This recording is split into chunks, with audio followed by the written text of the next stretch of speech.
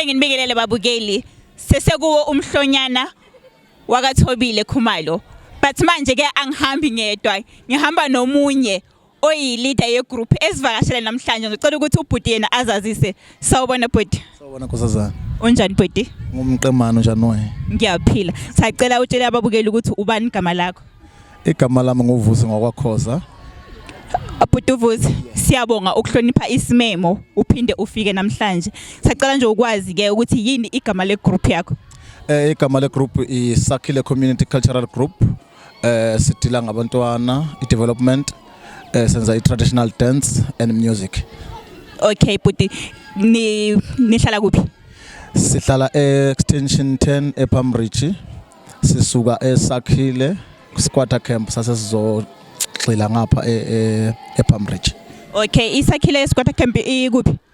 Ingapha ngase Katlehong. So simove khona saza ngapha saqhubeka nayo i-group sesingapha extension 10. Okay ke bhuti, niqale nini? Iqale 2013 iSakhile ukuba khona. So saqhubeka ke bayakhula ke qhamuka abanye bayakhula, so senza kanjalo basisho ukuthi i-development. If umuntu esemdala esebondaka zakhona uyaqhela imisebenzi, abanye baye ezikoleni, kodwa ke bakhona abanye aseba achieve ngayo ingoma futhi.